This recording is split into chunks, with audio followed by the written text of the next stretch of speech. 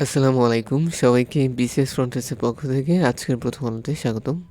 আজকে রবিবার 21শে ডিসেম্বর 2025 আমরা পড়ছি প্রথম আলো। তো আপনারা দেখছেন যে গতকালকে আমাদের প্রিয় ভাই শরীফ ওসমান হাদির জানাজা হয়েছে। সেখানে অংশ নিয়েছে লাখ লাখ মানুষ এবং এই সংখ্যাটা প্রায় ছিল 12 থেকে 14 লক্ষের মতো, বিভিন্ন জরিপ বলছে। তো দেখেন, আপনার অনেকে হাতে মাথায় শরীরে বিভিন্ন পতাকা জড়িয়ে জানাজায় অংশ নেন। কবি কাজী নজরুল ইসলামের কবরের পাশে ওসমান হাদিকে দাফন করা হয়েছে। তো আমাদের প্রধান উপদেষ্টা গতকালকে ভাষণ দিয়েছেন। তিনি বলেছেন, বীর ওসমান হাদি, তোমাকে আমরা বিদায় দিতে আসিনি এখানে, তুমি আমাদের বুকে ভেতরে আছো এবং চিরদিন বাংলাদেশ যতদিন আছে তুমি সকল বাংলাদেশের বুকের মধ্যে থাকবে। আর আপনারা জানেন, শহীদেরা অমর, তারা কখনো মরেনি। অনন্ত মহাকালে তাদের যাত্রা, অসীম মহাকাশের অন্তে। একে খন্দকার আর নেই, তিনি গতকালকে মৃত্যুবরণ করেছেন। তারপর একটু লক্ষ্য করেন যে ক্যাপ্টেন একে খন্দকার, যার পুরো নাম হচ্ছে আব্দুল করিম খন্দকার, যিনি বাংলাদেশ বিমান বাহিনীর প্রধান হিসেবে কর্মরত ছিলেন এবং পরবর্তীতে রাজনীতিতে অংশ নিয়ে দুইবার মন্ত্রীর দায়িত্ব পালন করেছেন। তো তিনি 1971 সালের 16 ডিসেম্বর রেসকোর্স ময়দানে পাকিস্তানি সেনারা যখন আত্মসমর্পণ করেছিল, সেখানে মুক্তিবাহিনীর প্রতিনিধি হিসেবে তিনি উপস্থিত ছিলেন। এবং আপনারা জানেন, ওখানে কিন্তু আমাদের এমজি ওসমানী, মুক্তিযুদ্ধের সেনাপতি, তিনি কিন্তু অংশগ্রহণ করেননি। তো এই বিষয়ে অনেক বিতর্ক আছে। যাই হোক, আপনারা একটু লক্ষ্য করেন যে তাকে 1973 সালে বীরোত্তম খেতাব দেওয়া হয় এবং তার বীরোত্তম খেতাব হচ্ছে 57। আর স্বাধীনতা পুরস্কার তিনি লাভ করেছেন 2011 সালে এবং মুক্তিযুদ্ধ বিষয়ক তার একটি বই আছে, ভেতরে বাইরে বাংলাদেশের মুক্তিযুদ্ধ। তারপর অভিমত বিশ্লেষণ কলামে আজকে মঞ্জুরাল মতিন একটি বিষয় নিয়ে কথা বলছেন। তিনি বলছেন যে রাজনীতির রঙে ইতিহাসকে পুনর্লিখন করতে থাকলে দায়দানা বুঝে নিতে হবে, ইতিহাস তার পুনরাবৃত্তি ঘটায়। তাই এক দেশদর্শী ইতিহাসের ঘূর্ণাবর্ত থেকে বেরিয়ে আসার সুযোগ কাজে লাগানো প্রয়োজন। তো 24 আমাদেরকে যে সুযোগ দিয়েছে, সে সুযোগ আমাদের অবশ্যই কাজে লাগাতে হবে। এবং 71 থেকে 24 প্রত্যাশা ও প্রাপ্তির হালখাতা নিয়ে তিনি বলছেন। আমি খুব গুরুত্বপূর্ণ কিছু কোট করতে পারছি না এখান থেকে। দেখেন যে একদল ফ্যাসিস্ট হয়ে উঠবে, আরেক দল তাকে টেনে নামাবে, আর এই অনন্ত লড়াইয়ের বলি হবে দেশের সাধারণ মানুষ। আর এই ব্যবস্থা কারো কাম্য হতে পারে না। আমাদের জুলাই অভ্যুত্থানের সবচেয়ে বড় শক্তি ছিল সব শ্রেণী, পেশা, লিঙ্গ, জাতি, মানুষের অন্তর্ভুক্তি। সেখানে 25-এর শেষে এসে প্রকট হয়েছে ভিন্ন মতকে খারিজ করে দেওয়ার প্রবণতা। তো আমাদের সবাইকে দেশের সাথে একসাথে ঐক্যবদ্ধভাবে কাজ করতে হবে। এবং আমার বিশ্বাস, গতকালকে যেভাবে লাখ লাখ মানুষ হাদি ভাইয়ের জানাজায় অংশ নিয়েছে, তারা যদি একসাথে, তারা কিন্তু, এটা কিন্তু আমাদের তরুণ প্রজন্মের কাছে একটা বড় মেসেজ। তারা বুঝেছে যে ইনসাফের পক্ষে যদি আপনারা দাঁড়ান এবং সে জায়গায় যদি আপনার প্রাণ চলে যায়, সেই মৃত্যুও কিন্তু অনেক সৌভাগ্যের। এবং আমি মনে করি বাংলাদেশের তরুণরা এই চেতনা ধারণ করবে এবং তাদের যে আজাদির লড়াই, সেটি কিন্তু মৃত্যুর সাথে শেষ হয়ে যাবে না। তাদের উত্তরসূরিরা এ লড়াই লড়বে এবং এভাবেই একদিনে দেশের পরিবর্তন হবে। আর সবচেয়ে বড় ব্যাপার আমরা খুবই ফ্রাজাইল একটা কান্ট্রি। আমরা নিজেদেরকে ফ্রাজাইল মনে করি। পৃথিবীতে আপনি দেখবেন যে স্বাধীনতার পর যখন কোথাও যুদ্ধ হয়েছে, বিপ্লব হয়েছে, এর পরবর্তী সময়টা সব জাতির জন্যই অনেক কঠিন ছিল। কিন্তু যারা শক্তভাবে আপনার নিজেদের অবস্থানে অটল ছিল, নিজেদের অধিকারে অটল ছিল, তারা কিন্তু সেই জায়গা থেকে মুক্তি লাভ করেছে। তারপর দেখেন, আপনাদের জন্য কিছু তথ্য এসেছে এখানে। গতকালকের পত্রিকা পড়া হয়নি, তো 20শে ডিসেম্বরে কিছু গুরুত্বপূর্ণ তথ্য ছিল। যেমন আপনার কাকাতারুয়া গল্পের রচিত আপনাদের সত্যজিৎ রয়। তারপর দেখেন, হরমুজ দ্বীপ ইরানে অবস্থিত এবং এখানে যে দ্বীপটা, এই দ্বীপটার মধ্যে মাটিতে আপনার লোহা এবং আয়রন অক্সাইডের পরিমাণ অত্যন্ত পরিমাণে বেশি। তো আপনারা একটু বলবেন যে আমাদের শুক্র শুক্র তো আপনার সৌরজগতের সবচেয়ে উত্তপ্ত গ্রহ এবং এখানে কোন গ্যাসের পরিমাণ সবচেয়ে বেশি, একটু কমেন্ট সেকশনে জানিয়ে দেবেন। তুর্ক এবং রিসেন্টলি জাতিসংঘ মানবাধিকারের সাথে বাংলাদেশ সরকার কিন্তু 3 বছরের একটি সমঝোতা স্বাক্ষর করেছে। বাংলাদেশের প্রশাসনিক বিভাগ 8টি, আর 3 দিকে সাগর বেষ্টিত দেশ দক্ষিণ কোরিয়া। আর একটু কমেন্ট সেকশনে জানান যে কিছু দেশ আছে যার পাশে কোনো কিন্তু সমুদ্র নেই, শুধুমাত্র স্থল বেষ্টিত কিছু কান্ট্রি আছে, এগুলোর তালিকাটা একটু নিচে কমেন্টে দিয়ে দেন। দেখেন, ব্রঙ্কিওলাইটিস, ঠিক আছে? নিউমোনিয়া মূলত ফুসফুসে হচ্ছে ভাইরাল সংক্রমণ বা হচ্ছে আপনার ব্যাকটেরিয়ার প্রদাহ। এটাতে হয় কি আপনার ব্যাকটেরিয়া অথবা ভাইরাস হচ্ছে ছত্রাকের সংক্রমণে আমাদের ফুসফুসে যে প্রদাহ হয়ে থাকে সেটিকে বোঝানো হচ্ছে। তারপর হচ্ছে আপনারা একটু লক্ষ্য করেন যে এখানে একটা পার্কের নাম আছে যেটি হচ্ছে বাহাদুর শাহ পার্ক। তো এই পার্কটাকে আসলে মানুষ পূর্বে নাম ছিল হচ্ছে ভিক্টোরিয়া পার্ক এবং আপনারা জানেন এর সাথে সিপাহী বিদ্রোহের হচ্ছে কিছু ঘটনা খুবই হচ্ছে কানেক্টেড। 1857 সালে যখন হচ্ছে আপনার সিপাহী বিদ্রোহ হয়েছিল সম্ভবত, তখন যে পরিকল্পনা সেটা ফাঁস হয়ে যায় এবং এর সাথে জড়িত যে কিছু গুরুত্বপূর্ণ ব্যক্তিবর্গকে এই পার্কের হচ্ছে জায়গায় হচ্ছে আপনার ফাঁসিতে ঝুলিয়ে হচ্ছে মৃত্যুদণ্ড কার্যকর করা হয়। তো জায়গাটি অত্যন্ত তাৎপর্যপূর্ণ এবং আপনারা মনে রাখতে পারেন। এটি কোথায় অবস্থিত একটু কমেন্ট সেকশনে জানিয়ে দেবেন। তারপর দেখেন যে সংবিধানের গুরুত্বপূর্ণ কিছু অনুচ্ছেদ আপনারা জানেন যে তৃতীয় যে অধ্যায়টি সেটি মৌলিক অধিকারের কথা বলে এবং এই অধ্যায়ের মধ্যে ২৬ থেকে ৪৭ ক পর্যন্ত অনুচ্ছেদ অন্তর্ভুক্ত রয়েছে এবং ২৬ নং অনুচ্ছেদে বলা হচ্ছে যে মৌলিক অধিকারের সাথে অসামঞ্জস্যপূর্ণ আইনের বাতিলের কথা বলা হয়েছে। তার মানে হচ্ছে যতগুলো আইন হচ্ছে মৌলিক অধিকারের সাথে অসামঞ্জস্যপূর্ণ ততখানি হচ্ছে বাতিল করতে হবে। তো আমরা হচ্ছে আমাদের আজকের মতামত কলাম থেকে কিছু তথ্য নিতে চাই। এখানে একটা বিষয় এসেছে দেখেন, সংবাদ মাধ্যম নিয়ন্ত্রণহীন রাজনীতি ও গণতন্ত্রের ঝুঁকি, এই বিষয়টি নিয়ে লেখা হয়েছে। তো যেটা বলা হচ্ছে সেটা হচ্ছে যে আপনি প্রথম আলো, ডেইলি স্টারে যারা হামলা করেছে তারা কিন্তু সংবাদপত্র মাধ্যমের যে স্বাধীনতা সেটির উপর আঘাত করেছে, এই বিষয়টা আর কি আসছে। তো আমি আজকে আসলে এই জিনিসটা পড়ি নাই, এর অনেকগুলো কারণ আছে। ওসমান হাদি ভাইয়ের একটা আলোচনা দেখেছিলাম, তিনি বলছে যে বাংলাদেশের যতগুলো পত্রিকা আছে সবগুলো পত্রিকা হচ্ছে আপনার একটা আইডিওলজি হচ্ছে ক্যারি করে এবং আইডিওলজি থেকে সবচেয়ে বড় বিষয়টা যেটা গুরুত্ব পায় সেটা হচ্ছে আপনার টাকা।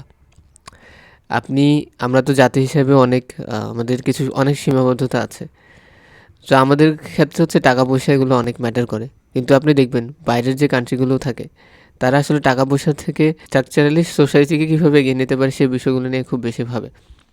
তো এখন টাকা যদি দিয়ে আপনি আইডিওলজিকে হচ্ছে ম্যানিপুলেট করতে পারবেন, মানে এই যে আইডিওলজির যে ভিতটা এটা আসলে আমাদের দেশে অতটা স্ট্রং না। যে যত পাওয়ার, যে বাইরে থেকে যত বেশি প্রণোদনা পাবে অবশ্যই তারা চেষ্টা করবে ওই পাক্ষিক হচ্ছে কথাবার্তা লিখতে এবং এই জায়গায় আমাদের সংবাদ মাধ্যমগুলো পুরোপুরি, আমি বলবো না পুরোপুরি, বা 75% হচ্ছে বিক্রি হয়ে গেছে।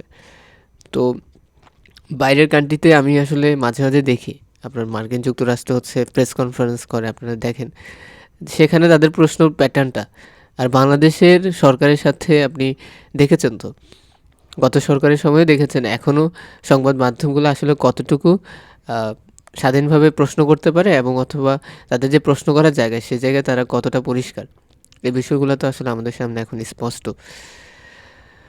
তো আমরা আশা করছি এই বিষয়গুলো সমাধান হয়ে যাবে। যাই হোক, একটা গুরুত্বপূর্ণ কলাম আছে আপনারা দেখেন, ইউরোপের সিদ্ধান্ত নেওয়ার সময় পার হয়ে যাচ্ছে। যুক্তরাষ্ট্র ইউরোপের ভাগ্য একসময় না একসময় পুরাবেই। এর মূল কারণ হচ্ছে ট্রাম্পের যে স্বার্থ তার সাথে ইউরোপের হচ্ছে স্বার্থের সাথে হচ্ছে সাংঘর্ষিক এবং ট্রাম্পের একটা নীতি আছে আপনারা জানেন যে মাঘা, মেক আমেরিকা গ্রেট অ্যাগেইন। এই বিষয়টা এখন সামনে আসছে এবং এর পাশাপাশি ট্রাম্পের যে ঘনিষ্ঠ এই যে উপদেষ্টারা এই বিষয়টি নিয়ে কাজ করে তাদের এখন সামনে 3টি বড় লক্ষ্য আছে। আর প্রথম লক্ষ্যটা হচ্ছে যে ইউরোপের মধ্যে একটা শান্তি চাপিয়ে দেওয়া এবং রাশিয়ার সঙ্গে নিজেদের সম্পর্ক স্বাভাবিক করে তাদের যে ব্যবসায়িক লাভ সেটি হচ্ছে তুলে নেওয়া। তারপর হচ্ছে মার্কিন সেনাদের পশ্চিম গোলার্ধে ফিরে আনা।